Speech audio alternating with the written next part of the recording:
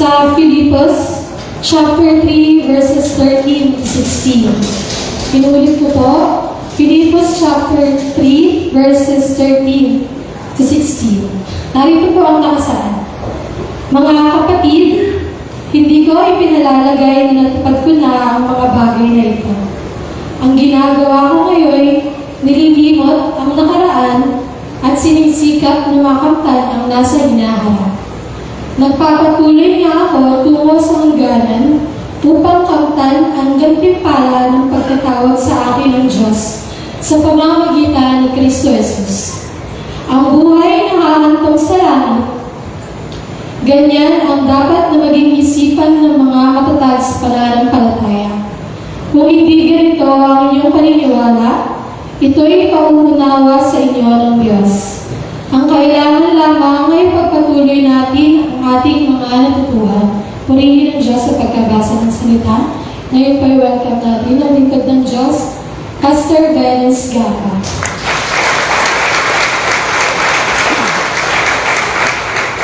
Thank you.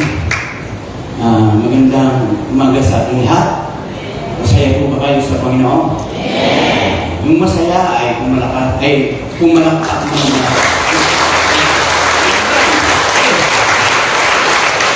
malamig ang panahon. Kaya kung malamig ang panahon, pag may edad na medyo tumibigas yung dila. Ganun pa man, ang papuri ay para sa Panginoon. Tayo po ay manalangin. Lord, guide us. Hiniling po namin, Panginoon, ang pagsama sa aming maikling oras na pag-aaral. At hiniling po namin ang Santong Espiritu na siyang magpaunawa, magpaalala sa aming pag-aaral. Buksan mo po ang aming mga puso at isipan. Gawin mo po ang aming puso na matabang lupa, Panginoon. Upang inyong masalita na matalim sa aming puso ay magbukal sa aming mga labi ng pawang mabubuti, Panginoon, ang pagsasalita at pagbigas ng papuri at parangal sa iyong dakilang, Panginoon. Gamitin mo po ang iyong mabang lingkod bilang isang malinis na sisindihan, Panginoon. Gamitin mo po yung mabang lingkod mo, Panginoon, upang ipangaral ang mabuting balita tungkol kay Kristo. Narito po kami, Panginoon, upang magbigay ng karangalan sa iyong dakilang pangalan. Pagpalalo po kami. Ito ang aming dalangin sa pangalan ng Jesus na tayo sabi ng Amen. Okay, pwede na po tayong mapo, mga magulang at kapatid. At sa pagkakataon ito, naniniwala po ako at naniniwala po tayo lahat ng salita ng Diyos na magbibigay sa ating mga malakas. Okay. Ang topic po natin ay keep moving forward. Keep moving forward. Kaya dinagdagan ko yung keep moving eh. Keep moving forward. Kasi hindi naman tayo gumalaw ng patas. Di ba? Ang pag-aaralan po natin ngayon ay patuloy na sumulong. Kasi level up po tayo eh. Kung taon natin ito ay level up tayo. Kaya kailangan po natin sumulong sa anumang kaparaanan. Mga magulang at kapatid, itong binasa natin ng Bible reading, ipinapakita po ni Paul ang kanyang pagkatawag ng Diyos bilang apostol ni Kristo. At sa kanyang buhay, kung mabasahin po natin ang kwento ni Paul, si Paul po ay grabe ang kanyang karanasan mga nagdaang araw. Kung titingnan po natin, siya po ay isang nag-ausig ng iglesia, and then, dahil sa Diyos na buhay, nagbago ang kanyang buhay at naging isang apostol. At marami siyang ginawang paraan para makapagpatuloy sa Panginoon. Kaya ito po ang ating pag-aaralan. Keep moving forward. Ang ibig pong sabihin ng keep moving forward, ang ibig sabihin ng moving forward means not to accept the calamities of life to break you. Not to accept the calamities of life to break you. Huwag mong hayaan na sirain ka ng mga pagsubok. Sa halip, gamitin mo itong lakas para magpatuloy. Di ba ang buhay natin maraming calamities? Sa mundo, di ba ang calamities? Lindol, bagyo, tsunami, at marami pang iba. Sa buhay po natin mga Marami sa buhay na pinagdadaanan. Amen? Yung mga pagsubok na matitindi, mga kapitan. Ibang isip, kung naglilibilap ang ating pananampalataya, habang tayo nagpapatuloy sa Panginoon, ang pagsubok ng kalamitis ng buhay natin ay naglilibilap din. I agree. Naniniwala tayo. Kaya ipinapakita ko sa amin, ito yung meaning ng ibig sabihin ay huwag hayaan na sirain ka ng mga bagyo lingkod ng buhay. Sa halip gamitin natin itong lakas para magpatuloy. And then sabi doon, you are willing to continue even during times of great difficulties. Kailangan daw natin handa tayong magpatuloy kahit sa gitna ng matinding pagsubok. Patuloy tayo kahit may mga matinding pagsubok. Yung mga hadlang na yan, dahil sa tulong sa ating Panginoon, tayo ay makapagpatuloy para makanta natin ang hinangad natin yung gusto ng Panginoon. And then sabi ito, it also implies that you keep fighting under the obstacle. Nang ibig sabihin, patuloy na lumaban hanggang nalaing ang pagsubok ng mga problema. Laban lang hanggang malpasan ang mga hadlang. Yung sasarain natin na yung hadlang. Sa paglilingkod sa Panginoon, maraming handa. Many calamities, difficulties, and obstacles. Pero alam natin, mga magulang at kapatid, mayroon tayong kasama. Amen! Sino ang kasama natin para malagpasan natin ang mga obstacle ng buhay natin, mga calamities ng buhay natin? Sino ang ating kasama? Jesus. There's power in the name of Jesus. Mayroon pong kapangyarihan sa pangalan ni Jesus para tayo ay magtugumpay. Ang tao, okay, maganda siyang kasama, pero darating ang panahon.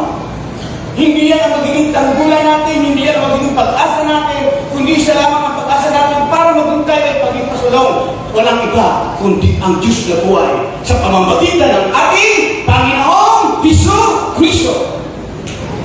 Amen. Tayo din ay nasa wilderness.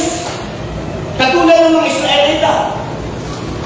Tayo ay nangyayari sa mundo. Dito sa mundo ay maraming mga pagsubok. Marami pa tayong dapat ibalan sa buhay. At may pinagpapatuloyan tayo. May hinangan tayo ng buhay na walang hanggan. Kaya habang tayo ay nasa mundo sa wilderness, may pangako ang Diyos na buhay na walang hanggan. At kailangan natin magtagumpay. Amen. Amen. Okay. Kaya huwag susuko, ituloy ang laban sa kabila ng mga sagabal. Anong klaseng sagabal na ito? Kailangan malagpasan natin. Ang kaaway talaga pag ikaw ay naglilingkod sa Panginoon, maraming sagabal para hindi ka makapagpatuloy. In text, ang text po natin in Philippians chapter 3 verse 14, sabi rito, nagpapatuloy ako patungo sa hangganan upang makamtahan ang gantimpala ng pagkatawag sa akin ng Diyos sa pamamagitan ni Kristo Jesus, ang buhay na nasa langit. Iba ang pananaw ko. Ang pananaw niya ay hindi dito sa mundo. Kaya sabi ng Bible, makamtan mo man ang lahat ng bagay kung mapapahamak naman ang iyong kaluluwa ay walang pamumuhay. Kaya kailangan natin magpatuloy sapagkat may pangako po ang Diyos na tayo magpatuloy sapagkat may buhay na walang hanggan. Ito po yung mga hakbang. Mga hakbang para patuloy na sumulong. Okay. Number 1, forgetting the past. Paglimot sa nakaraan. Sabi ni Paul, nililimot ko ang nakaraan. Diba may ganda doon? Limutin ang nakaraan. Harapin ang nakaraan. What? Limutin natin. Kasi minsan, alam niyo po ang mga Pilipino, nag-isip pa ako, ang Pilipino po ay very emotional po tayo. Very emotional Pilipino. Kaya nga sa buhay po natin, yung emosyon natin minsan, yung mga nakaraan natin, minsan nagdadala natin para hindi tayo magpatuloy sa Panginoon. Tama. May emosyon tayo eh. Mga problema na ating naiisip, tinatanim ng kaaway sa ating isip, ang dapat lang ay kalimutan po natin ito kasi pag hindi natin kalimutan, hindi tayo hindi tayo magliligal up. Forgetting the trust. Ang sabi po ng mga ngaral, ang sabi po ng Isaiah 43 verse 18, ito ang sabi niya, ilibig mo sa limot at huwag mo na alalahanin ba ang mga nangyari nung unang panahon. May mga panahon ba tayo nakaraan, hindi maganda, na minsan naaalala pa natin. Kaya hindi tayo makapagpatuloy na mag-level up o mag-moving forward. Lagi natin hinihawakan. Naging pabigat sa atin para hindi tayo makapagpatuloy. Amen? Parang, alam niyo po, ang problema po minsan mga pagsuko, ito yun ay kahit balik lang po, pag lagi natin inaalala, lagi natin hawak, hindi tayo makapagpatuloy. Parang ito po lang po yun. Ang ito po, di ba mababasagin? Amen?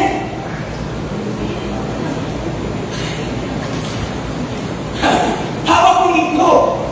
Ito yung problema. At kailangan ingatan ibigay mo sa mariba. Dahil ito yan, kailangan dala mo, pati pag-review mo, ingatan mo. Parang hindi ko ba? Dahil sa kabutan dala mo, at darating ang pinampanahon, maano ka, maasuwa ka. Dahil maliit lang na bagay, ang darating pang bibigyan ka. Magiging hadlang sa'yo, para nakapagpatuloy ka. Nakukuha ko po. Kaya kailangan po natin ibigay ang hadlang sa Panginoon para tayo ay makapagpatuloy. May kasabihan po, ang patay sindi na apoy ay hindi makapagpakulo ng tubig sa tapoy. Kahit anong lakas ng apoy, amen! Bigla, patay! Bigla, patay! Bigla, patay!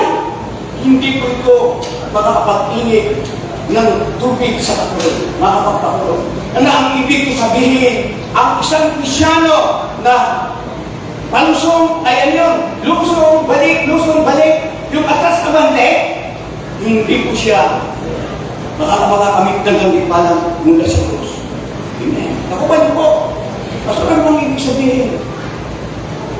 Kalimutan natin kasi ibig sa buhay po natin. Yung buhay natin na minsan, Lord, bakit hindi tayo pumunta sa church? Minsan may kagaling tayo. Amen. May kagaling. May katampuhan. Yung po ay nagiging hadlang. Ang iniisip ng kagalit at iniisip na may kagalit, tingnan mo sa chat ko lang yung kagalit po yung katampuhan ko. Pag wala, hindi mo na po atin. Ay aating pala ako. Pero pag wala, hindi ako atin. Ipares kong iniisip. Amen. Kung ba di pa gusto ko sabihin? Ipares ang iniisip. Kaya hindi pares ko na rin. Hanggang tumawid ang kanilang pananampalataya, hindi mo makapag-moving forward. Kailangan po natin kahit anong hadlang sa buhay po natin, tayo ay magpatuloy sa Panginoon sapagat ang pinupuntahan natin dito ay si Kristo, ang Diyos mismo. Amen! Ang sinasamba natin dito ay ang Diyos mismo at kailangan natin magpatuloy. Kaya kalimutan po natin, forgive fast.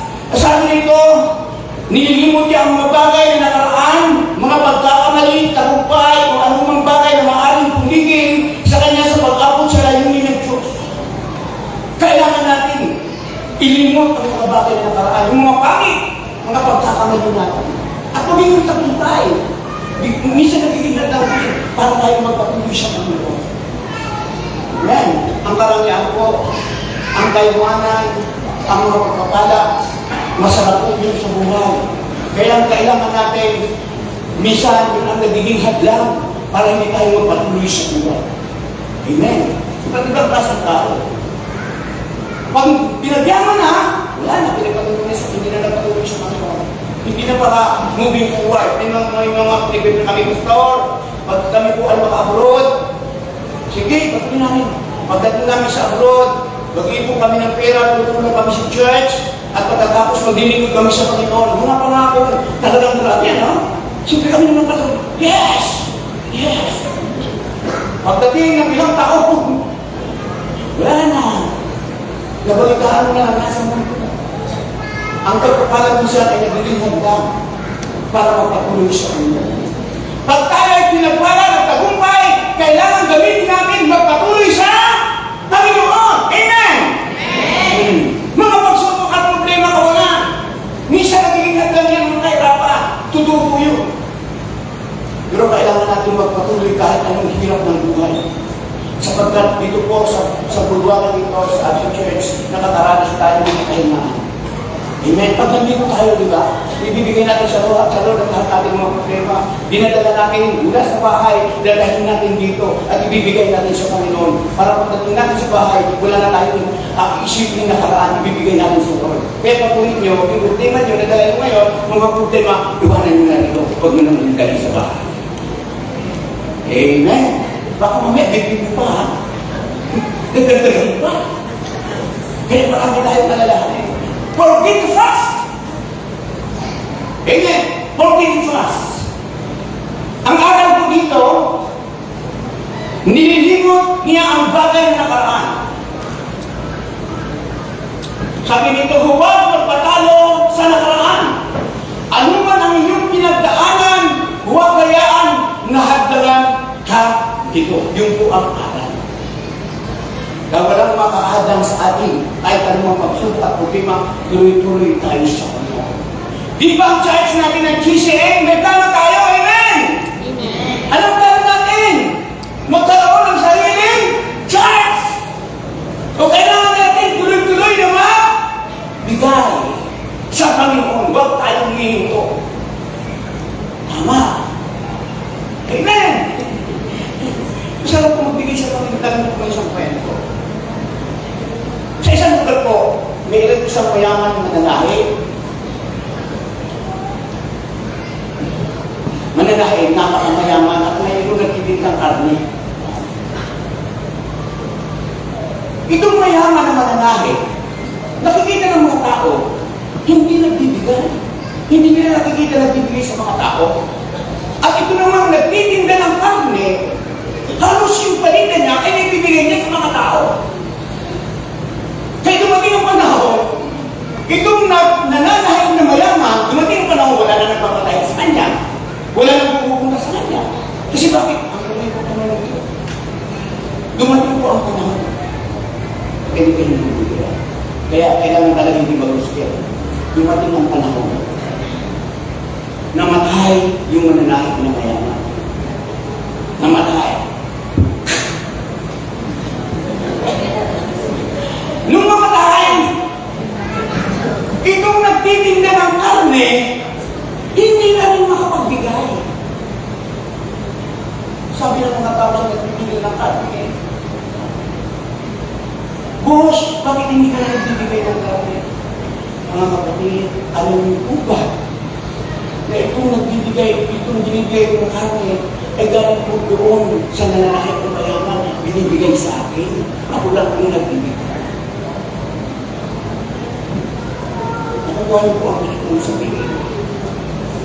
Yung palang binibigay yung nagtitindag karne, galing po sinusubahan nila na isang tao na akala nilang nagbibigay, hindi nagbibigay. Kaya mga magulang at kapatid, ano bang connection sa ating pag-aaral? Kailangan natin ipapatuloy natin ang ating mga natutunan, lalo na po sa pagkakaroon. Dinidiretso na po tayo. Yung po ang gusto ng Panginoon sa ating lupa.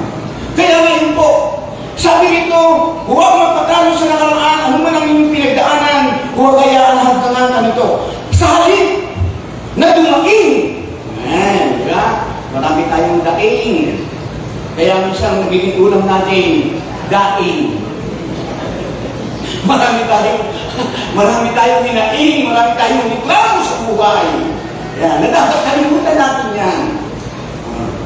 Maraming daing, patuloy. Sabi nito, sa halip na dumaing, patuloy at patuloy na magsika para malagpasan ang hinaharap. Titingin tayo sa future natin.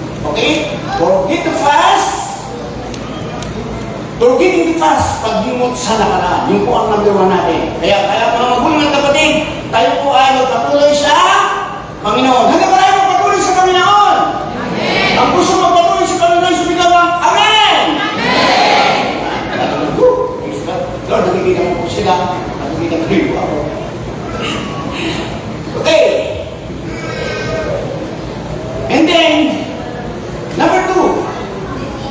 Faithful, effort for the future. Pagsisikap sa inaharap. Una, kalimutan natin ang nakaraan. Ngayon mag-effort po tayo na maabot natin yung hinaharap natin, yung gusto natin mangyari. Ang sabi ng Philippians chapter 3, 13b, ninilimot ko ang nakaraan at sinisikap na marating ang layunin nais kong makamit.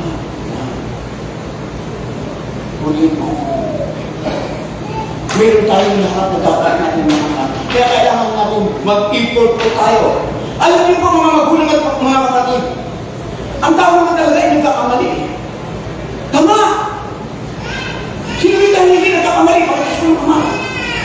Minsan ang pagkakamali natin, ito yung naging hadlang para hindi tayo magpatuloy sa Panginoon. Hindi tayo nag-i-import. Ito ang nagiging hadlang. Lord, ayoko na. Nagkamali ako. Hindi po dapat magpatuloy ka sa Panginoon. Mag-import ka sa Lord. Mag-booking forward ka sa Panginoon.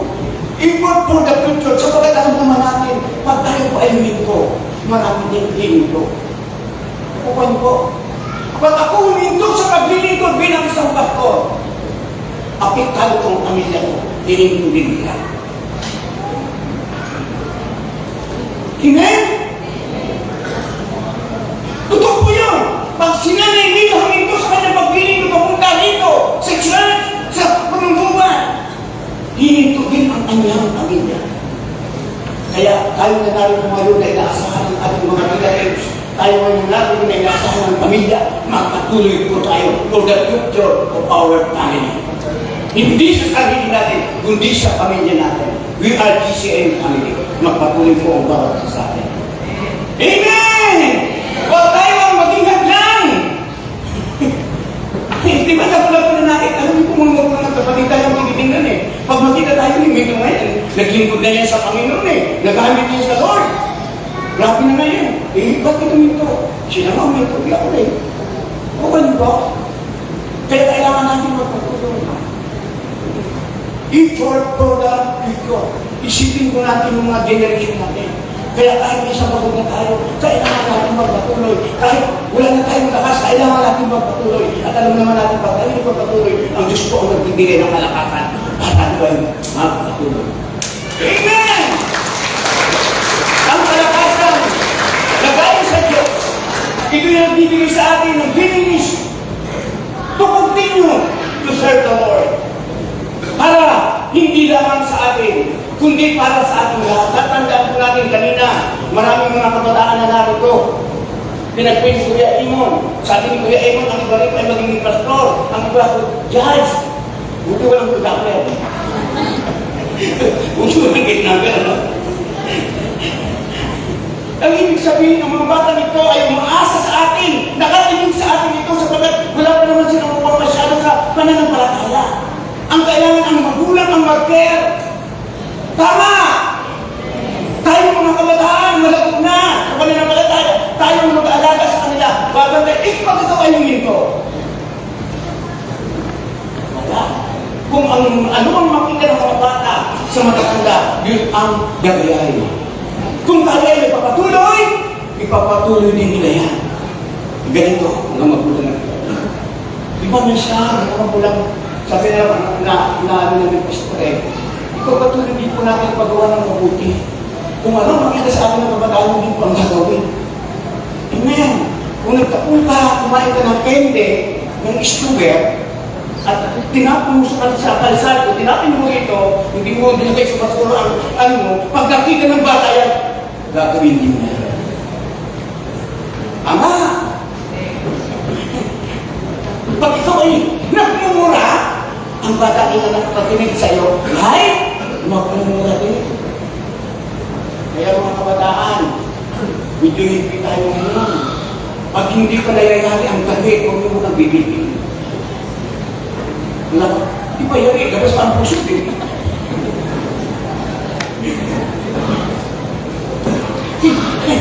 Lumalabas yung, huwag nyo nang bibili, alaan nyo nang matapos. Kasi kung anong makita ng bata, nakikita natin ngayon, mga bata ko naman yung pagkakagawa. We are pushing. Kaya, pag hindi pa nangyayari ang kami, huwag mo muna, ibigay. Pag nangyari na, bilhin ko na. Praise the Lord. Pagpag mo natin ang Panginoon. Hallelujah. Sabi nito, ang focus ni Pablo ay nasa hinaharap. Sinisikap niyang abutin ang mga bagay na nasa unahan. Hindi dito na yung na nangyari na. Hindi na. Wala na yun. Minsan ginamit ng mga rodyo na nakaraan, patay ko magpatuloy sa Panginoon. Mabuti man ang dito nasa unahan. Minsan may inaalis ang Diyos sa buhay natin. May binabawas para tayo ang makapagpatuloy sa Lord. Kasi kung dala-dala mo pa yun, hindi ka makakapatuloy. Bigat yan para hindi ka magpatuloy. Kaya kung ano man ang naalis sa iyo ngayon, ano man ang nawala sa iyo ngayon, narito ka para gumaan ang paglilingkod mo sa Panginoon. Amen. Paparangarap mo yun. Kaya ang mga runners, di ba? Ang sukat ng mga runners, yung mga atleta, makakapal ba ng jacket? Hindi. Titingnan mo yung mga runners, parang ano ang suot nila eh. Sitro na eh. Maninipis pati. Pag pinamisan sila, mabigat na yun. Kaya kailangan alisin. Nakukuha yung pang-gusto mo sabihin. Kaya namang bagay, yung mga nakaraan natin. Kaya sabi ni Paul, mag-focus tayo. Sabi rito. Alam niyo mga magulang ng kapatid, kailangan natin mag-focus. Kasi minsan, pag hindi tayo may mag-focus, may takot sa buhay po natin na nangyayari. Tayo na yun. Tayo na yun. Katulad ni Diyos eh. Nagpatuloy siya. Amen. Pinutulong-tulungan siya ng kanyang kapatid. Pinabilang ko siya ng asawa ng araw. Pinulong siya. Hindi ang mga bagay na. Kundi siya ay nagpatuloy siya ng ano ang nagpatuloy siya. Sa buhay natin maraming paraan ang kaaway para pinagpinta. Pero mas higit ng maraming paraan ng Diyos para tayo ay magtagumpay. Pinatahan natin na. Hallelujah! Ang focus ng Pablo ay nasa hinaharap. Sinisikap niya kabuti ng mga bagay na nasa unahan. Ang mga plano, pangarap, at layunin na inilaan ng Diyos para sa Kanya. Ang tinitingnan ngayon ni Pablo, hindi yung pagpatay niya sa maraming Kristiyano. Hindi tinitingnan ni Paul kung ano siya dati, kundi tinitingnan ni Paul ngayon ang kanyang pag-apostol na kailangan ng pangarap ng salita ng Diyos, kailangan maraming mabago na tao dahil sa Panginoon. Yun ang purpose ni Paul. Sa hinaharap, dapat ganun po tayo. Amen. Kaya ang aral po ito, magkaroon ng layunin tulad ni Pablo. Magtakda ng layunin na abutin ng kalooban ng Diyos sa ating buhay. Dapat may layunin tayo sa ating pagpapatuloy. May plano tayo, hindi wala-wala na. Kaya salamat sa Panginoon dahil may mga plano ang natin. Ang church natin, di ba nakita natin may oras na? 3 minutes? Ha? 5 minutes ano? Oo. Di ba maganda? Para makita natin may orasan. Pag hindi, dumating na iba dumating. Na ano na start na, yung nahuli doon. Iba pa rin doon sa ano. Yung mga nahuli, doon sa unahan. Bakit isikap natin din, para magpatuloy tayo. Galing nyo na, no? O, dati ang mga bata, hindi naman pinag-pray. Ngayon, pinag-pray natin. Nagilibitan po tayo. Bubiro. Sana ganun din po. Mag-level up tayo. Okay. Okay, sabi dito, effort for the future, pagsisikap sa hinaharap. Alam niyo po, mga magulang at kapatid, sabi dito, may kasabihan tayo a man without enemies is a man without qualities. Okay? A man without enemies is a man without qualities. Ang tao na walang kaaway ay walang kalidad ang buhay. Gusto mo, di kailangan magpag-away ko. No. Eh, similar pa yung mga magandang kapatid. Siguro yun yan. nung reveal sa kanya ang holiness and yung pag-ibig at kabanalan, maraming nag-igit sa kanya. Maraming nagalit sa kanya. Marami siyang naging tao. Maraming nagalit sa kanya. Kaya ang kanyang buhay ay mayroon ay death.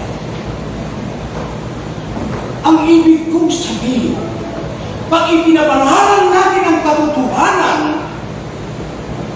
pag maraming nag-isip sa akin, nagalit sa akin, dahil sa katotohanan, kaaway mo yan, may kalidad ang buhay. Nakukuha niyo po ang gusto kong sabihin. Huwag kang makikipag-away, ha? Huwag sa pagkakang ako mag-away. Amen! Ang turo sa atin ng Diyos, tayo ay mahal. Sabihin sa tato, I love you. I love you with the love of the Lord. Amen! Huwag niyo po, kailangan natin magmahalan. Kaya marami kang nagtagali. Kaya mag-alpusan talaga, marami nagagalit sa atin. Unang nagagalit sa atin, gagalit na bubunagin. Kapitbahay natin, kapatid natin, kasama natin. Take for Panginoon. Stand firm to the Lord and continue to serve the Lord. Sulong mga kapatid, sapagkat yun po ang gusto ng Panginoon. And of course, ano man ang mga bunga nito, ano man ang mangyari sa buhay natin, magpatuloy tayo sa Panginoon. Yun po ang gusto sabihin ng Lord. Sa mga bilang, 13-14, minsan ang takot, ito ay nagiging hadlang eh. Yung takot. O di ba sa akal po ng ng mga bilang chapter 13, ay chapter 13 and 14, di ba? Natakot sila yung mga sinubo ng mga tik-tik, mga spy. Oh, natakot dahil malalaki yung malalaki yung bibili na nakita nila, yung harvester, kailangan nila pasukin. Nagsubong, natakot sila, huwag natin hindi natin kaya. Pero may dalawang magiging na lalaki, si David at si Joshua. Kayang natin yan. Diretso tayo. Sana ang espiritu natin katulad ni Caleb at katulad ni Joshua. Tuloy ang laban. Huwag tayong matatakot. Sabi ng Bible, kasama natin ang okay, yun po. Praise God. Number 3.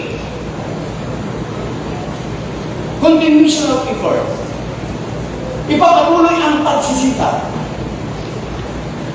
Nag-effort na tayo. Nandito na tayo, di ba? Niligtas na tayo ng Panginoon. Nakanta natin ang biyaya ng God. Nag-effort na tayo. Nag-effort na tayo. Kailangan natin continue sa ating effort. Hindi pili tayo hihinto. Amen. Huwag tayong hihinto. Tuloy-tuloy lang mga magulang at kapatid. Anong struggle na ating harapin, tuloy-tuloy lang. Amen. Kahit maraming mga bagay tayo nakikita, kailangan the mas go. Parang pelikula, no? Maging pumisyon na tayo sa buhay natin bilang isang alam ko po minsan, nag-preach ako sa Bustos. Doon sa church, di pa gano'n ang church ng Bustos doon sa baba. May nakaparking doon na isang retired major ng Bustos at siya po ay nag-ihipi ng Bustos. At habang nag-preach ako, sa kanya pa rin yung owner, habang nag-preach ako, grabe itong si Victor. Alam nila Kuya Ram niya, kasama si Kuya Ram. Grabe, pinandal ng talagang dinilis na ang preaching ko eh. Sabi ko, pares tayo kumakain ng bigas eh.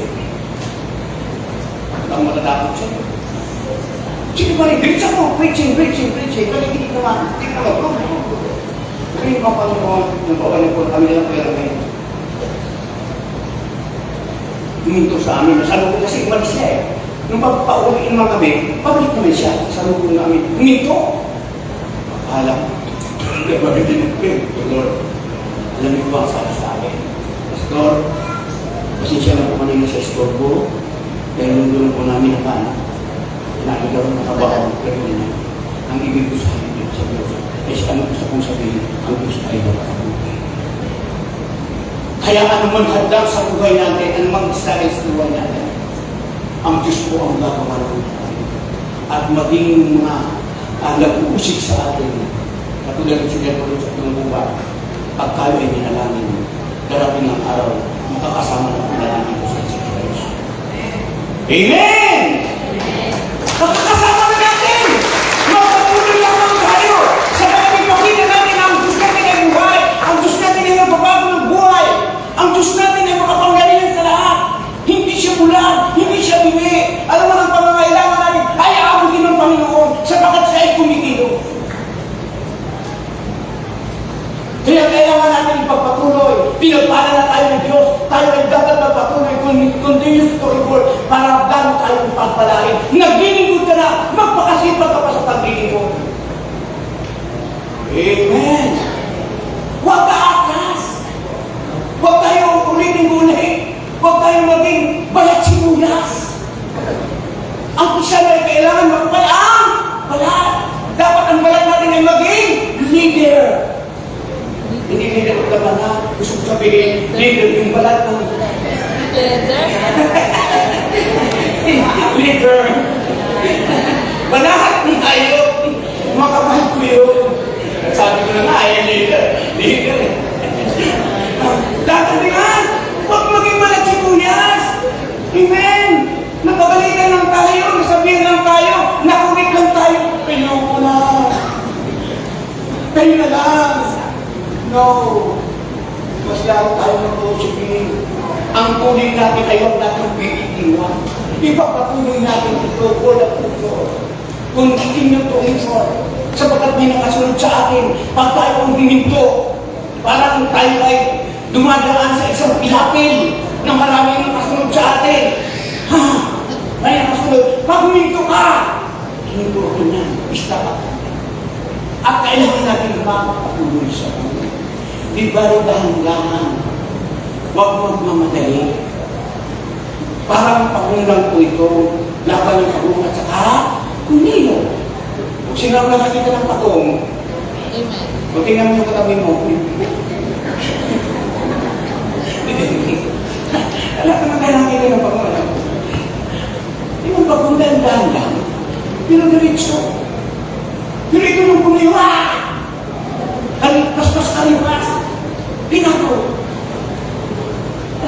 Ano na kaya? Nakita na lang yung kapitch ko. Kaya ano po ang gawin natin?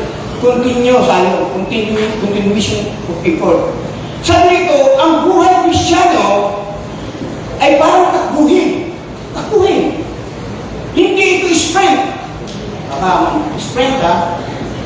Hindi sprint. Sprint. Kapaliwan ko sa inyo. Kundi marathon. Kailangan ng taga at determinasyon. Pag sinabi kayo sprint, yung pagtakbong pabilisan niya. Pitch it, go! 100 meter dash, 200 meter dash. Pagkatapos na naman, bigla na. Ang ang continuous effort, yung pagsasabi natin sa Panginoon, ay kailangan parang marathon, malayo. Amen! Malayo maglalakbayin natin, mga kapatid! Kaya kailangan natin magpatuloy, kailangan natin ng biyaya ng Diyos, kailangan natin ng kalakasan ng Diyos, kailangan natin ng tulong ng Diyos, kailangan natin ng Diyos mismo para tayo ay magpatuloy. Amen? Iba yung strength ratio, tapos na. 100 meter at 100 meter at yung mga running course. Pero yung marathon na, matagalan na. Ano yan eh, kung province siya eh. Ligawa sa amin, Jerusalem, tusul-subog yan. Balik na naman marathon. Kaya kailangan mo resistensya, kailangan mo mga tulong talaga yung anong paghandaan. Kaya mga magulang at kapatid, pinaghanda tayo ng Panginoon sa pagmamagitan ng kanyang salita. Amen. Ang salita ng Diyos ang papalakas sa atin katulad na ngayon, pinapalakas tayo ng salita. Hindi lamang kayo, kundi ako rin. Kaya purihin po ako ng continuation of effort, patuloy na pagsisikap. Ang aral, kailangan ng tiyaga ang determinasyon. Yun ang aral sa atin. Kailangan natin magtiyaga. Pag may tiyaga, may tiyaga. Pag may tiyaga, may biyaya. Kailangan natin tiyaga, determination. May tiyaga ka naman, wala ka naman determination. Kailangan lang may determination. Malakas ang loob mo na magpatuloy sa Panginoon. Hindi sa iyong sarili, kundi dahil kasama mo ang Panginoon.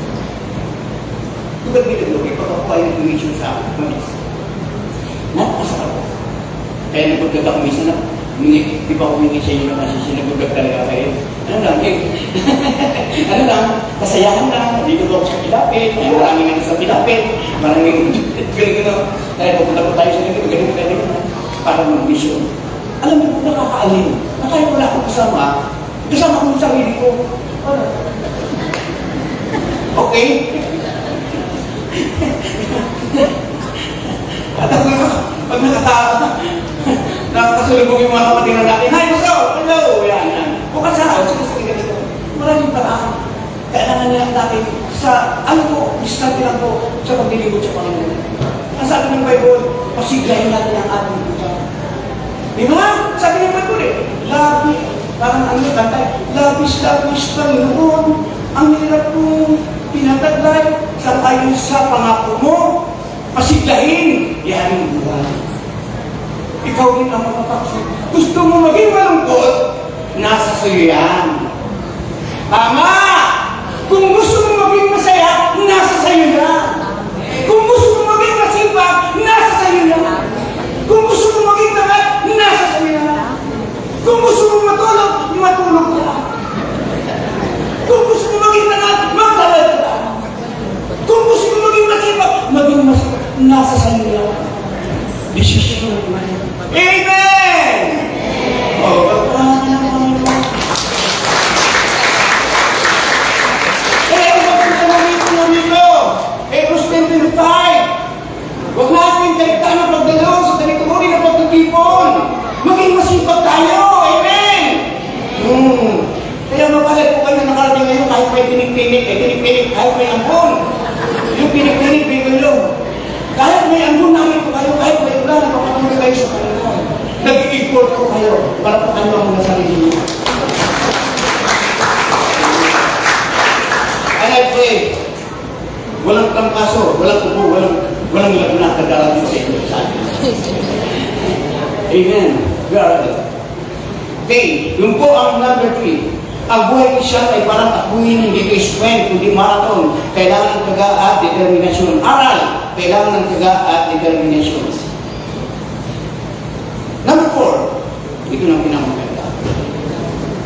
Reaching the reward. Tayo ay narito, hindi lamang nakako. Tayo ay narito, hindi lamang naglilingkod. Nakuha niyo po. Tayo ay narito, hindi lamang sa pagbibigay, sa panalangin naman ang ginagawa natin, kundi mayroon tayong inaharap na reward. Sino rito ang gustong magkamit ng buhay na walang hanggan? Pakitaas mo ng kamay. Ang hindi nagtaas ng kamay, impyerno ang mapupuntahan niyo. Bulag-bulag. Kasi ayaw yung magtaas eh. Mga tamad!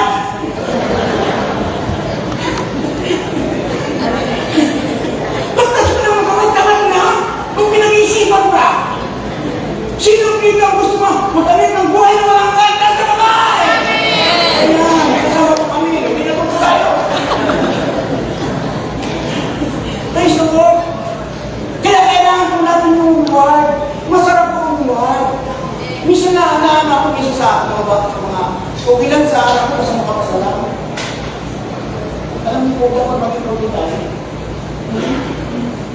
Kaya mga anak natin minsan, sabi ko nga, kasi tayo, walang kami kung tayo, kaya ko kaya minsan, natutunan niya, bala na siguro. Mag-import tayo. Kasi may reward, pag nag-import ka, may reward. Tama, continue sa import tayo. Hindi na sila mag-aral ko.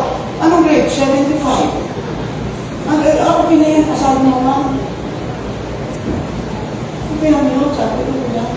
Pero para sa akin, kasi kami kanya naman tayo kanina pala, para sa akin, hindi okay. Kasi bakit? Nagtatrabaho ka, nagpapabaho ka. Hindi sa'yo lang ba? May pwedeng hihingi sa'yo, tapos, Papa! Ang taas ng grade ko, ilan? 75! You for that 74!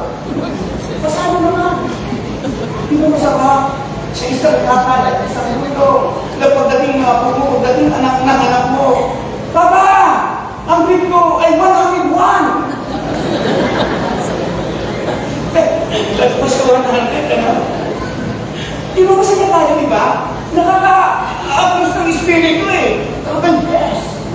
Kaya ka ikaw, kahit tinatagad ka magtrabaho, magtatrabaho ka. Amen. Tumama ko lang, di ba? Kahit pagod ka na at nakikita mo yung grade ng anak mo. Tapos pag natutulog ka, pinabigay mo ng mga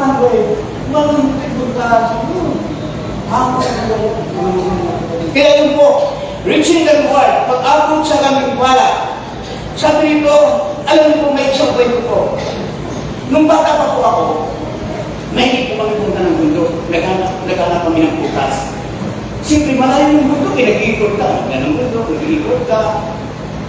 Ang hinahanap namin kumukuha ng bayabas, para kung magsanin kami, kahit kami, may benta kami. Dumating pa pala wala kami nakuha. Nakapunta na kami ng baril. Yung baril kasi, pinakadulo na ng bundok yung malapit na sa bundok ng volcano. Tawag ko na baka, yung shoulder ng volcano. Wala kami nakuha at may nakita kami puno ng kabukado maraming hilo. Tutukod to. Ang problema, pwede naman namin kunin kaya may mga bubuyo. May bahay na bubuyo. Struggle. Kailangan mong import para makuha. Ano ang gagawin? Ako sabi yung bubuyo. Bubuyo na rin sila. Ang ginawa namin, gumawa kami ng pauso. Kasi sanay ko ako sa bundok, hindi mo alam. Mountain climber po si Pastor. Nakipagugulong pa ako sa mga... Nakipagugulong pa ako sa mga akin. Matindi, hindi pwede sa inyo mga baka maging katulad eh. Ginano namin yun. Sinudahan namin. Kumalis yun. Bubuyo. Alam mo naman, hindi naman, bubuyo yung nandun eh. Kumalis yung bubuyo. Alam niyo po mga magulang at kapatid, ito yung reward sa pag-iipon namin. Hindi naman abogado ang nakuha namin, hindi yung hanip nakuha pa namin. Ano ang kwento rin? Ano ang ibig ko sabihin? Pag tayo ay nag-go-report sa Panginoon, more than fishing ang ating matatanggap. Amen! You are! Kaya nga tayo makatingin sa hinaharap eh. Sapagkat alam natin pagdating ng panahon, makakamtan namin ang kalamitan, nakasama ang Diyos, makakamtan namin ang buhay na buhay na walang hanggan. At pagdating ng panahon, pag nandoon na tayo, wala nang tumagtikis, wala nang hirap, wala nang sakit, wala nang luha. Ang kailangan lang po natin kung ay magpatuloy sa mga. Okay? Moving on. Hindi sa nakamtang ko na ang lahat. Sabi ko, kundi ako ay nagsusumika na magpatuloy upang makamtahan ang regalo ng Diyos ng buhay na walang hanggan. Amen. Kaya nga tayo narito, sapagkat ang regalo kung may binigay sa atin ng Diyos ay hindi material na bagay. Ang regalo sa atin ng Diyos ay buhay na walang hanggan. Dito hindi kayang bayaran ng salapi, hindi kayang bayaran ng kayamanan. Ang buhay na ito ay isang spiritual na blessing na galing sa Lord. It is spiritual blessing.